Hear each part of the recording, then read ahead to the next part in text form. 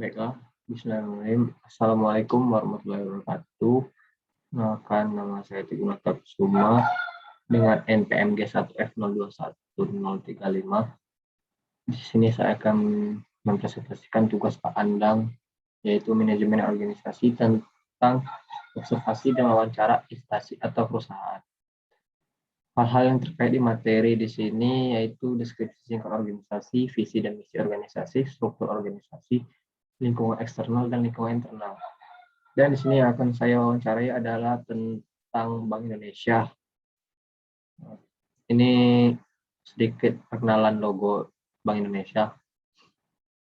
Nah, ini untuk deskripsinya, Bank Indonesia atau Bank BI adalah Bank Sentral Republik Indonesia. Sebagai Bank Sentral, Bank Indonesia mempunyai satu tujuan tunggal, yakni mencapai dan memelihara kestabilan nilai rupiah.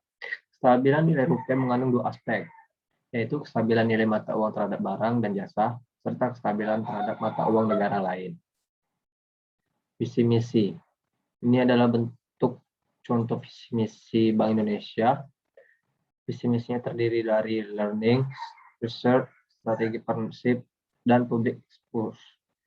Dan di bawahnya masih ada terdiri penguatan SDM organisasi, ekosistem, dan infrastruktur digital, learning, accelerating, dan advancing.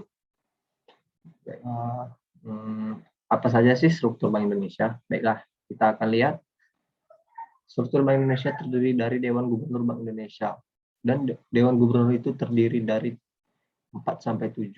Deputi itu bagian komitenya. Dan untuk staf ahli Dewan Gubernurnya itu terdiri dari moneter, makro prudensial, sistem pembayaran dan pengolahan uang rupiah, penduduk kebijakan, pendukung organisasi, dan jaringan kantor. Dan setiap bagiannya pasti terdiri dari beberapa bagian. Baiklah. Faktor lingkungan eksternal. 1. Ekonomi. 2. Demografi. 3. Politik atau hukum. 4. Sosial budaya. 5. Teknologi. Dan 6. Global. Ekonomi. Kestabilan mata uang pada barang dan jasa. Kestabilan nilai mata uang pada uang negara lain. Aspek pertama dapat diukur lewat perkembangan laju inflasi. Sedangkan aspek kedua tercermin dari nilai tukar rupiah terhadap mata uang negara lain. Keberadaan tujuan tunggal ini diharapkan dapat memperjelas sasaran yang harus dicapai BI dan batas-batas tanggung jawabnya. Dalam upaya mencapai tujuan tunggalnya, BI didukung oleh 3 pilar yang merupakan 3 bidang tugasnya, yakni menetapkan dan melaksanakan kebijakan moneter, mengatur dan menjaga kelancaran sistem pembayaran, dan menjaga stabilitas sistem keuangan. 2. Demografi. Struktur usia di dalam populasi memiliki konsekuensi ekonomi yang penting. Masa muda adalah masa melakukan konsumsi, tapi memiliki ketergantungan ekonomi yang sangat tinggi. Sementara itu, pada usia dewasa adalah saat memupuk tabungan dan memiliki kemandirian secara ekonomi. Pada usia tua, orang kembali menjadi net konsumer, yaitu hanya hidup dari akumulasi tabungan serta transfer dari generasi yang lebih mudah, termasuk salah satu manfaat pensiun. Oleh sebab itu, dapat dikatakan bahwa perubahan struktur usia dapat mengubah proporsi produsen dan konsumen dalam perekonomian. 3. Politik atau hukum. Status Bank Indonesia baik sebagai badan hukum publik maupun badan hukum perdata ditetapkan dalam undang-undang.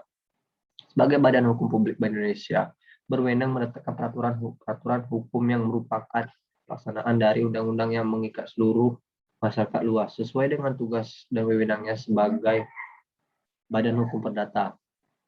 Dapat bertindak dan atas nama sendiri di dalam maupun di luar pengadilan. 4. Sosial budaya.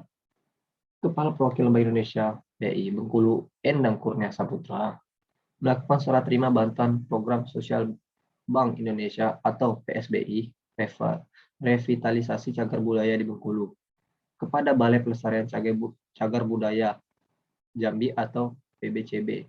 Bantuan ini berupa renovasi toilet di Benteng Malboro dan renovasi lapangan parkir rumah pengasingan Bung Karno, kata Endang Kurnia. Teknologi. Bank Indonesia dalam hal teknologi ini cukup bersaing dan tidak ketinggalan atau yang disebut gaptek. Dalam hal tersebut, dan Bank Indonesia pun membantu UMKM yang di daerah Bengkulu dan sekitarnya dalam membangun faktor ekonomi masyarakat. 6. Bank Indonesia dalam faktor eksternal global ini sudah bersifat umum, bahkan sudah ada di dalam daerah-daerah kota lain yang tidak di Bengkulu saja.